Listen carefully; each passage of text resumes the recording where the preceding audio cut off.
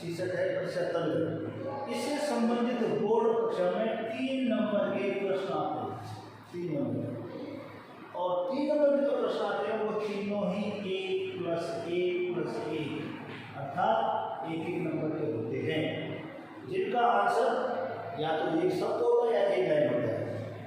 क्योंकि 2018 में 3 प्रश्न आए, 2019 में अभी 2020 में भी इससे संबंधित केवल 3 प्रश्न आते हैं। जब कोई खास बड़ा टिपिकल लगता होगा, एक बार 2 बार 3 बार पढ़े तो आपको समझ में आ जाएगा। तो सबसे पहली बात यहाँ पर मैं ध्यान दे रहा हूँ वो ये है कि हम प्रत्येक व्यक्ति, हम तो मतलब प्रत्येक व्यक्ति, विशेषकर मानव, वैसे सभी चीज हम मानव की बात कर रहे हैं। प्रत्येक व्यक्ति अपने दैनिक जीवन में प्रतिदिन लाखों करोड़ों रोगाणुओं के संपर्क में आते हैं। जैसे कि आजकल आप देख रहे होंगे सोशल डिस्टेंसिंग चल रही है कोरोना सेंटर में, कहीं कोई किसी जगह। वैसे भी अगर ये महामारी नहीं होती तो हम धूप में, बारिश में, हवा, गंदी जगह, अच्छी जगह, तो दुनिया क्योंकि जो रोगाणु होते हैं, बैक्टीरिया, वायरस के, वाटर, सॉइल, एयर, सब जगह पाए जाते हैं। यानी कि तो कहने मतलब है कि हम प्रतिदिन लाखों कीटाणु या रोगाणु के संपर्क में आते हैं, लेकिन हम बीमार रोज नहीं पड़ते। बात ये पता ही है कि रोज हम तो है घर से बाहर निकलते नहाते और दिन भर शाम को जब लौटते तो फिर दुनिया भर की धूप, खाने की मिट्टी, कितने जीवाणु कितने आते हैं, लेकिन हम रोज बीमार नहीं होते। इसका एक प्रमुख कारण है क्योंकि हमारे शरीर में प्रत्येक व्यक्ति के शरीर में इन रोगाणुओं से लड़ने की क्षमता होती है, उनसे फाइट करने की क्षमता होती है, जिसे कहते हैं प्रतिरोधक क्षमता अर्थात इम्यून सिस्टम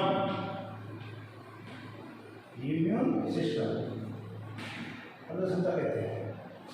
ठीक है, जो हमें उन रोगाणुओं से लड़ने में मदद करता है और हम उनको, हमारा शरीर की क्षमता उसको हरा देती है, हम बीमार नहीं होते। और ये हमारे शरीर में पाए जाते हैं। जैसे इसके लिए हमारे शरीर में करोड़ों कोशिकाएं होती हैं जो रक्त में पाई जाती हैं, लसिका में पाई जाती हैं, या कुछ अंग होते हैं जैसे अस्थि मज्जा में होता है, टॉन्सिल्स होते हैं, उसमें होते हैं। तो कहने का मतलब है कि इसके लिए हमारे शरीर प्रतिरोधक क्षमता के अंदर हमारे शरीर में करोड़ों कोशिकाएं होती हैं जो हमारे रक्त में, लसिका में, अस्थि मज्जा में और जगह पाई जाती है, जिसके कारण तो dear students of English medium, we daily expose from the millions of disease causing agent, but we do not fall ill because every person has a resistant power, a immune system to fight against these disease causing agents, so we do not fall ill daily. In this system is called immune system. Immune system help us to fight against the disease causing bacteria. That is the reason that we do not fall per day. In this immune system, in billions of cells are present in our bodies, such as in blood, such as in lymph, and such as in bone marrow. That is called lymph, and that is called bone marrow. So these cells are present in blood, these cells are present in lymph, these cells are present in bone marrow and spleen, which is also called plia. Okay? अब हम बात करेंगे आगे कि ये हमारे शरीर में प्रतिरक्षा को देती है। किसी भी रोग के शरीर में लड़ने से के लिए हमारे शरीर में जो प्रतिरक्षा होती है, इम्यूनिटी होती है, प्रतिरक्षा को क्या कहते हैं? इम्यूनिटी कहते हैं। ये इम्यूनिटी 2 प्रकार की होती है। इम्यूनिटी 2 प्रकार की होती है। एक होती है जन्मजात या इसको हम प्राकृतिक भी कहते हैं। जन्मजात कह सकते हैं, प्राकृतिक कैसे है, स्वाभाविक, स्वाभाविक। और दूसरा होता है जो हम जन्म के बाद प्राप्त करते हैं, उसे कहते हैं उपार्जित, अर्थात इनेट, जन्मजात या नेचुरल, प्राकृतिक। और तीसरा acquired. To fight against the disease causing agent in the body, there is immunity. That is called immunity. Immunity of two types. Number one, innate or natural या by birth, जन्म से ही होती है। And number two, after birth, it is called acquired या उपार्जित। Now I will take first जन्मजात और प्राकृतिक। इस प्रकार के प्रतिरक्षा जो है वह सामान्य प्रकार की होती है, जनरल होती है, प्राकृतिक होती है और कोई विशिष्ट प्रकार की नहीं होती है, यानी विशिष्ट की नहीं होती, केवल सामान्य होती है। अब इसको हम सामान्य और निर्दिष्ट या स्वाभाविक या प्राकृतिक क्यों कहते हैं? क्योंकि ये हमें जन्म से ही प्राप्त होती है। और इसका सबसे बड़ा ये है कि और किसी भी रोगाणु, चाहे वो हैजा का हो, मलेरिया का हो, टाइफाइड का हो, टिटस का हो, दुनिया भर के रोग हैं और उन हर एक रोग का एक रोगाणु होता है जो रोग फैलाता है। क्या होता है? उसको हम रोगजनक भी कहते हैं। उसके खिलाफ जो सामान्य व्यवहार करता है, विशिष्ट व्यवहार नहीं करता। इसका मतलब है इसके लिए चाहे वो जीवाणु हो, चाहे वो विषाणु हो, चाहे वो कोई कीट हो या कोई अन्य रोग उत्पन्न करने वाला कारक हो, यह सबके प्रति एक समान व्यवहार दर्शाता है, कोई विशिष्ट व्यवहार नहीं करता है। अर्थात वही नियम और जीवाणु के लिए अपनाता है, वही विषाणु के लिए, वही कीटों के लिए, वही किसी अन्य प्रकार के परजीवियों के लिए, क्योंकि यह हमारे शरीर में कोई विशिष्ट अनुकूलन नहीं दर्शाता, बल्कि शरीर को उन रोगों से मुक्त रखने के लिए कुछ विशिष्ट अवरोध उत्पन्न करता है, बैरियर, बाधा डालता है। इसलिए चाहे वो जीवाणु आए तो बाधा पहुंचाएगा, विषाणु आए तो बाधा, कीट आए तो बाधा, कोई अन्य चीज आए तो बाधा हो जाएगा। उसके खिलाफ विशेष एक्शन नहीं था, विशेष को मैंने काट रखा है, अर्थात यह सामान्य प्रकार का है। इसलिए सब में एक ही नियम है, एक ही नियम है कि वो उसको अंदर आने से रोके, बस अंदर आने से रोके। So there are two types of immunity. One is by birth या innate or natural. Number two acquired. In this type of innate or natural type of immunity, there is a system which is general to all the disease-causing agents. Either they are bacteria, either they are viruses, either they are insects. This immunity provides a general way for all these, not specific. It means it provides a hurdle or barrier in the way of these disease-causing agents. That's why they could not enter in our body and do not infect us. इसका मतलब ये हुआ कि इस प्रकार की प्रतिरक्षा जो हमें जन्म से ही मिलती है, जो प्राकृतिक होती है, हमें कैसे प्राप्त होती है, जन्म के साथ ही होती है, और वो सभी प्रकार के रोगजनक या रोग उत्पन्न करने वाले जो कारक हैं उनके मार्ग में बाधा पहुंचाता है, उनके मार्ग में बैरियर करता है, अवरोध खड़ा करता है, ताकि वो इस शरीर में प्रवेश नहीं, चाहे वो किसी भी प्रकार का हो, एक सामान्य सी प्रक्रिया दर्शाता है, फल है, कोई विशेष प्रकार की प्रक्रिया नहीं दर्शाता। अब इसके कौन कौन से प्रकार हो सकते हैं वो मैं आपको बता रहा हूँ।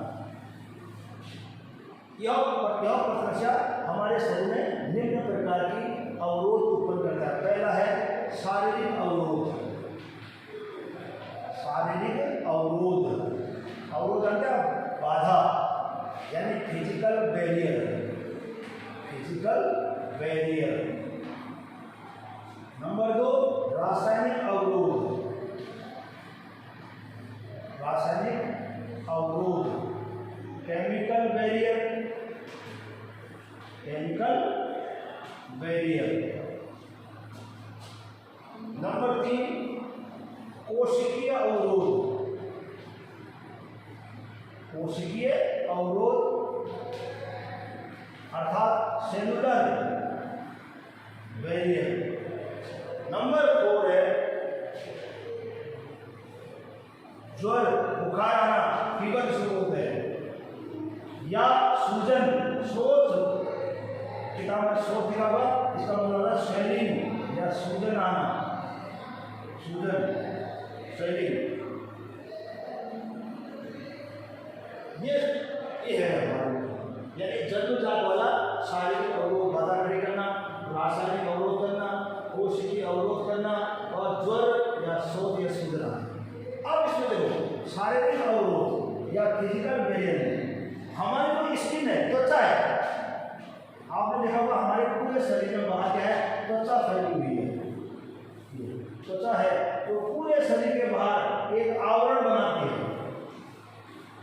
कहीं भी कोई कटा फटा है नहीं। हाँ, कुछ जगह है जैसे आँख है, नाक है, या मुंह है, कान है, मल द्वार, उसके बाद वितरण द्वार, ये स्थान है जो खुले, यहाँ से हम बाहर से पदार्थ को त्याग सकते हैं या पदार्थ को ग्रहण कर सकते हैं। इसके अलावा पूरी त्वचा जो है यह एक मुख्य अवरोध है। जैसे पुराने राजा महाराजा किले होते थे, अब किले का गेट बंद कर देते, कोई बाहर से अंदर नहीं आता, राज परिवार से जाता। तो ये हमारी जो त्वचा या स्किन है वह इन बैक्टीरिया, इन वायरस या इन कीटों के प्रति अंदर घुसने से प्रवेश के लिए बाधा खड़ी करती है, अवरोध खड़ी करती है। इसके अलावा हमारे नासा छिद्र, इसके अंदर आपने देखा होगा यहाँ नाक में श्लेष्मा होता है, म्यूकस या श्लेष्मा पाया जाता है, या कुछ पक्षनाभ बाल के समान सदस्य हैं, पक्षनाभ या प्रसादिकाएं पाई जाती हैं जो इन जीवाणु, कीटाणु या विषाणु को शरीर के अंदर प्रवेश करने से रोकते हैं। ध्यान रहे, ये कुछ ऐसा नहीं करते, हमने पहले कहा था ये सामान्य विधि है, कोई विशेष विधि नहीं, कोई आए इसका एक तरीका आने मत दो, अवरोध खड़ा कर दो, बाधा खड़ी कर दो। तो हमने कह दिया हमारा मुख्य अवरोध कौन है, त्वचा है। उसके अलावा हमारे शरीर में नासिका क्षेत्रों में या अन्य अंगों में पक्षमाप पाए जाते हैं, सेल पाए जाते हैं, उसको बोलते हैं सीलिया या फ्लैजिला या श्लेष्मा। ये क्या करता है, हमारे शरीर में जीवाणु, कीटाणु या विषाणु या किसी भी रोग जनक को अंदर जाने से रोकता है। ये होता है। दूसरा आता है रासायनिक अवरोध। हमारे शरीर में कई अंग ऐसे हैं जो विशेष प्रकार के रसायन या केमिकल्स का निर्माण करते हैं, जो अगर कोई शारीरिक अवरोध को पार करके शरीर के अंदर चला भी जाता है, उदाहरण के लिए खाने के साथ कोई जीवाणु, कोई विषाणु या कीटाणु चला जाए तो हमारा जो आमाशय है, आमाशय इसको हम स्टमक कहते हैं, ठीक है, वह एक अंग पैदा करता है, इसका नाम है हाइड्रोक्लोरियम। भाई अगर शारीरिक अवरोध फेल हो गया, उसको रोकने का संभव नहीं हुआ, तो पानी के साथ या भोजन के साथ कोई जीवाणु या रोग उत्पन्न करने वाला कीटाणु शरीर के अंदर आमाशय पर पाचन तंत्र बन जाए तो आमाशय में अम्ल उसको नष्ट कर देता है, उदासीन कर देता है। उसी तरह आँख में अगर कोई चीज जाती है, कोई जाता है तो आँख में आंसू निकलते हैं, टीयर्स, अश्रु या आंसू निकलते हैं, उसमें भी एसिड होता है, लाइसोजाइम, उसमें लाइसोजाइम होता है, वो उसको निकाल देता है बाहर, नष्ट कर देता है। हमारे मुंह में लार होता है, जब भी कोई चीज आएगी मुंह से जाएगी, खाने को आएगा तो मुंह में जो लार या सलीवा होता है, ये ऐसे यानी कि आमाशय का HCl, ठीक है, आंखों का टीयर या आंसू हो गए, और मुख का लार या सलीवा, ये ऐसे केमिकल हैं जो लाखों करोड़ों जीवाणु या अन्य पदार्थों को नष्ट कर देते हैं, निष्क्रिय करते हैं, ताकि वो शरीर में अगर चले भी जाए तो सफल नहीं हो पाते। इसलिए ये आपका रासायनिक अवरोध। यहाँ तक कि हमारी त्वचा भी कुछ केमिकल बनाती है जिसके कारण जीवाणु अंदर प्रवेश नहीं कर सकते। हाँ, घाव नहीं होना चाहिए, कटा हुआ नहीं होना चाहिए, क्योंकि वो मौका मिल जाता है। अगर एसिड है तो कोई जीवाणु कीटाणु अंदर प्रवेश नहीं कर सकता। तीसरा है कोशिकीय अवरोध। अगर कोई शरीर के अंदर प्रवेश कर ही गया तो हमारे ब्लड में या रक्त में आपको पता है कुछ विशेष कोशिकाएं होती है, जैसे वो कहते हैं भक्षकाणु। भक्षकाणु या मैक्रोफेजेस जो बाहर से आने वाले हानिकारक कीटाणु या जीवाणु या विषाणु को नष्ट करते हैं। आपने सुना होगा आपके रक्त में आरबीसी लाल विद्युत कणिकाएं होती हैं, डब्ल्यूबीसी श्वेत विद्युत कणिकाएं होती हैं, या प्लेटलेट्स यानी कि विमाणु होते हैं। उसमें से आप देखा होगा जो डब्ल्यूबीसी है इनको शरीर की सुरक्षा सैनिक भी कहते हैं। They are the soldiers and fight against the antigens which are coming from outside with the food, with the water, with the air, they kill. The WBC are called macrophages or भक्षकाणु। इनमें से मुख्य आपका जैसे आपने सुना होगा neutrophils, क्योंकि WBC भी कई प्रकार के होते हैं, न्यूट्रोफिल्स एंड नंबर 2 मोनोसाइट।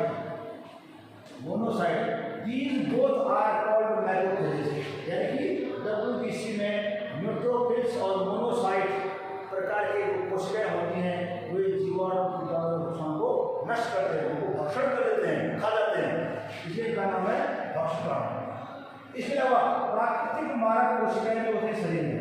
कोई भी पदार्थ अनजाने में जो अंदर चलाता है उसको मारने के लिए किसी में प्राकृतिक मारक कोशिकाएं भी पाई जाती हैं, नेचुरल किलर सेल्स, जिसमें से आप आगे पाएंगे टी सेल्स होते हैं तरह तरह के, ठीक है, टी सेल्स होते हैं।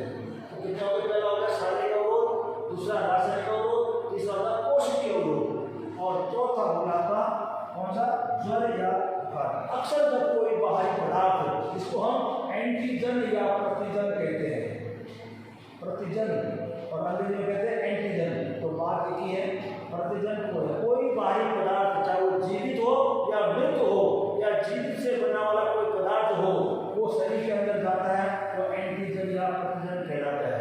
तो उसके खिलाफ हमारा शरीर जो प्रतिक्रिया करता है, जैसे शरीर का तापमान बढ़ जाना, ठीक है, उसे कहते हैं ज्वर आना, बुखार आना, और उस बढ़े हुए तापक्रम पर वह जीवाणु या प्रतिजन क्या होता है, नष्ट हो जाता है। कभी कभी चोट लग जाती है, घाव हो जाता है, तो उस चोट या घाव लगे हुए स्थान पर आपने देखा होगा, जैसे माना ये हाथ यहाँ पर चोट लगी है तो ये सूज जाता है, स्वेलिंग आती है और गर्म हो जाता है, लाल हो जाता है। इसका मतलब है ये खराब नहीं हो रहा है, यह शरीर को प्रोटेक्शन दे रहा है। When we get any injuries in the body, the affected portion gets swells. That is called Sudanana. It means the antigens, the outer agent which called disease, they are restricted to a particular area. सूजन आने का मतलब है कि उन रोगाणु को एक विशिष्ट क्षेत्र में ही रोक लिया गया है, वे शरीर में आगे नहीं फैलेंगे। वहाँ पर शरीर में तापमान बढ़ जाता है, वो गर्म हो जाता है स्थान, और हमारे जो ये प्राकृतिक भक्षकाणु होते हैं प्लाज्मा में, रक्त में, वो इसको घेर लेते हैं और उनको नष्ट करते हैं। धीरे धीरे सूजन ठीक हो जाती है और वो वहाँ का स्थान घाव भी होता है, भर जाता है। तो ये सब क्या है, आपने देखा होगा, ये सब जन्मजात या प्राकृतिक में है। दूसरा पॉइंट हुआ है कौन सा, उपाधि।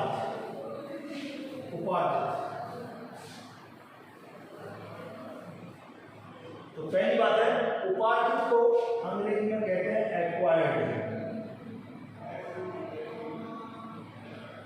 एक्वायर्ड इम्यूनिटी, उपाधि। इस प्रकार की प्रतिष्ठा शरीर में पहले से ही मौजूद नहीं होती है, बल्कि ये जन्म के बाद किसी संक्रमण के कारण होती है, किसी संक्रमण के, अर्थात जन्म के बाद जैसे जैसे हम बड़े होते हैं तो हम धूप में, बरसात में, खुले हवा में आते हैं, तो तरह तरह के रोगाणु जैसे बैक्टीरिया, वायरस समाज में जैसे वो हम पर संक्रमण करते हैं, तब यह प्रतिरक्षा उसके अगेंस्ट बनती है। After birth, when we are exposed in the environment, either in water, air, soil, there are so many types of antigens that all disease causing agents which infect us. After infection, the acquired immunity is developed. Because when a antigen enters in our body or cells, this cell makes it is react, ये react करता है और makes antibodies. When our body और cells infect with the any type of antigen and in reaction respond करने के लिए this cell makes antibodies and this antibodies gradually dilute और इसको नष्ट कर देता है। कहने का मतलब है यौन प्रतिरक्षा जन्म के बाद पैदा होती है, शुरू से नहीं होती है, और जन्म के बाद हम हवा, पानी, धूप, मिट्टी, कीचड़ के संपर्क में आते हैं तो उसके बाद जो है शरीर में संक्रमण हो जाता है। उस संक्रमण के दौरान जब कोई बाहरी तत्व जिसको हम एंटीजन या प्रतिजन कहते हैं वो हमारे शरीर में या शरीर की कोशिकाओं में जाता है तो ये कोशिकाएं उसके खिलाफ प्रतिक्रिया स्वरूप एंटीबॉडीज या प्रतिरक्षी बनाता है। ध्यान रखना, शरीर में गया प्रतिजन जो कि जीवित हो सकता है या मृत हो सकता है, जैसे कोई जीवाणु या कोई विषाणु या किसी का कोई काटने के बाद विषैला पदार्थ वो जो शरीर जाता है तो शरीर प्रतिक्रिया करता है और उसके खिलाफ प्रतिरक्षी या एंटीबॉडीज बनाता है और वो एंटीबॉडीज उस विशेष प्रतिजन को धीरे धीरे इनएक्टिव या निष्क्रिय कर देता है जिससे उसका असर खत्म हो जाता है एंड वी विल गेट सून, हम जल्दी ठीक हो जाते हैं। लेकिन ध्यान रहे एक विशिष्ट प्रकार के प्रतिजन के लिए एक विशिष्ट प्रकार का ही एंटीबॉडी बनता है, ठीक है, और ये एंटीबॉडी केवल उसी विशिष्ट प्रतिजन को ही नष्ट करता है, सभी को नष्ट करता है। उदाहरण के लिए हमारे शरीर में अगर हैजा का जीवाणु जाता है, हैजा उत्पन्न करने वाला जीवाणु जिसको विब्रियो कॉलोनी कहते हैं, तो ये शरीर में जाता है, शरीर में इसके खिलाफ क्या बनते हैं, एंटीबॉडी बनते हैं, तो वो एंटीबॉडी या प्रतिरक्षी केवल हैजा को ही नष्ट करेंगे। हैजा वाले जीवाणु नष्ट करेंगे, ये नहीं कि वो टिटनेस वाले को भी कर दे, वो डिप्थीरिया वाले को भी कर दे, ऐसा कुछ नहीं। एक विशिष्ट प्रकार के प्रतिजन के खिलाफ एक विशिष्ट प्रकार का प्रतिरक्षी बनता है, यानी कि a special antibody is found against a special antigen and that antibody reacts and neutralizes or kill that special type of antigen. A antibody does not kill all antigens, यानी एक प्रतिरक्षी सभी प्रतिजन को नष्ट नहीं करता, इसलिए इसको कहते हैं विशिष्ट प्रकार का। यह सामान्य नहीं है, विशिष्ट प्रकार का होता है। हाँ, इसमें दो चीजें हो सकती हैं, एक ये होता है, एक होती है प्राथमिक अनुक्रिया और एक होती है द्वितीयक अनुक्रिया, प्राइमरी रिस्पॉन्स, प्राइमरी रिस्पॉन्स, और एक आता है द्वितीयक अनुक्रिया, जिसे कहते हैं हम सेकेंडरी रिस्पॉन्स, सेकेंडरी रिस्पॉन्स।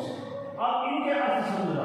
प्राथमिक अनुक्रिया, जब जन्म के बाद जब कोई एक प्रतिजन हमारी बॉडी के अंदर प्रवेश करता है, शरीर को नहीं पता था कि वो कौन है, कैसा है, ठीक है, उस शरीर के अंदर उसको शरीर की कोशिकाएं उसको पहले पहचानती हैं, टाइम लगता है पहचानने में कौन है क्या है, घेरते हैं, ठीक है, जिसके कारण हम कभी बीमार हो जाते हैं, सर दर्द हो जाता है, बुखार आ जाता है। लेकिन जब धीरे धीरे शरीर की कोशिकाएं उसको पहचान लेती हैं, उसके खिलाफ बनाती हैं, प्रतिरक्षी बनाती हैं, ठीक है, और अंत तो बच्चा उस पर विजय पा लेती है, जीत जाती है उससे। तो 1 दिन 2 दिन 3 दिन 4 दिन 10 दिन कभी, ठीक है, इसको बोलते हैं प्राथमिक अनुक्रिया। यानी कि जब कोई एंटीजन या बाहरी रोगाणु या बाहरी जीवाणु या कीटाणु हमारे शरीर में प्रवेश करता है तो शरीर को वो पहली बार देखा है तो शरीर को पहले पहचानता है, इसके क्या करना चाहिए, कैसे मारना चाहिए, ठीक है, इस बीच हमें तकलीफ हो सकती है, बुखार आ सकता है, सर दर्द, सूजन आ सकती है, छींक आ सकती है, आंखें लाल हो सकती है, यानी इसको कहते हैं प्राथमिक अनुक्रिया। लेकिन अंत तो गत्वा उसके खिलाफ प्रतिरक्षी का निर्माण करते हैं और उसको अंत में हरा देते हैं, हम ठीक हो जाते हैं, इसको कहते हैं प्राथमिक अनुक्रिया। When any type of antigen enters in our body after birth, our body cells and immune system try to identify that and neutralize it. it takes some time. During this, we can be suffer from fever, red eyes, sneezing, coughing. It takes 1, 2, or 3 or 4 days, and at last our body makes antibody against that antigen and kill it. This type of is called primary response. Number 2, द्वितीयक अनुक्रिया। जब वही रोगाणु जो पहली बार शरीर में आया था और शरीर ने उसको पहचानने में, मानने में 2-4 दिन लिए थे, इसको हमने कहा था प्राप्तिक्रिया। तो उस समय शरीर ने क्या किया था, उसके लिए प्रतिरक्षा बनाई थी। उसमें से कुछ प्रतिरक्षी हमेशा बॉडी में रहते हैं, और जब वही रोगाणु दोबारा फिर आता है 2 दिन बाद, 4 दिन बाद, 6 महीने बाद, 2 साल बाद, तो वो जो शरीर में पहले से प्रतिरक्षी बने हैं उसको तुरंत पहचान जाते हैं और उसको बड़ी तेजी के साथ से निपटते और नष्ट करते हैं, यानी कि द्वितीयक अनुक्रिया कहलाती है। इसलिए द्वितीयक अनुक्रिया में रोगाणु हमारे शरीर में आया, प्रतिजन शरीर में आया, शरीर ने इसको नष्ट भी कर दिया और हमें पता भी नहीं चला, क्योंकि द्वितीयक अनुक्रिया बहुत तीव्र होती है। और उसको क्या याद रहता है कि अरे ये तो वही है, वही जीवाणु है, वही कीटाणु है, वही रोगाणु है जिसने हमें कुछ दिन पहले क्या किया था, प्रभावित किया था। इसलिए हमने उसको पहले इस ढंग से माना था, तो उसको तुरंत मार देते हैं और हमको पता भी नहीं था। इस मीन्स द्वितीयक अनुक्रिया बहुत शीघ्र होती है, परफेक्ट होती है, ठीक है। तो in secondary response when that antigen which comes earlier and our body kills them with the help of antibodies, it comes again into the bodies, ठीक है। Some antibodies present in the body throughout life for some days. They easily identified that antigen and kill them with no time. So secondary response is very quick. We do not have any symptoms. तो ये 2 तरह के अनुक्रिया हुई। अब 2 शब्द का जिक्र कर रहा हूँ मैं आज के लिए। पहला शब्द है कि उपाधि प्रतिरक्षा 2 तरह की होती है। एक का नाम है सक्रिय प्रतिरक्षा यानी एक्टिव इम्यूनिटी, और दूसरे का नाम है निष्क्रिय प्रतिरक्षा अर्थात पैसिव इम्यूनिटी। सक्रिय प्रतिरक्षा में सिंपल सा बात है, जब कोई प्रतिजन हमारी बॉडी में आता है, ध्यान रखिए प्रतिजन का मतलब बाहरी, इसको एंटीजन कहते हैं। जब कोई प्रतिजन हमारी बॉडी के अंदर प्रवेश करता है और हमारा शरीर उसके खिलाफ प्रतिरक्षी बनाता है, प्रतिरक्षी या एंटीबॉडीज बनाता है और उसको नष्ट करता है, यानी कि प्रतिरक्षी के निर्माण में हमारा शरीर स्वयं सक्रिय रूप से भाग लेता है, और उसको नष्ट कर देता है। तो इस प्रकार की प्रतिक्रिया को सक्रिय कहते हैं, एक्टिव कहते हैं, ठीक है। और दूसरा है निष्क्रिय। इस प्रकार की प्रतिरक्षा में हमारा शरीर उस रोगाणु या एंटीजन या प्रतिजन के विरुद्ध खुद सक्रिय नहीं होता, बल्कि हमें पहले से ही बने बनाए प्रतिरक्षी दिए जाते हैं, टैबलेट के माध्यम से, इंजेक्शन के माध्यम से, सिरप के माध्यम से, ठीक है। इसे कहते हैं रेडीमेड, उसे कहते हैं, क्योंकि इसमें हमारे शरीर ने स्वयं सक्रिय से भाग नहीं लेता। For illustration, acquired immunity is of 2 types, number 1 is active and number 2 is passive. In the active type of immunity, when an antigen or any other agent which enters in our body actively participates to make antibodies and kill that antigen. It is called active because our body is activated and make antibodies against that. It is called active. But in case of passive immunity, our body is not active. We get ready-made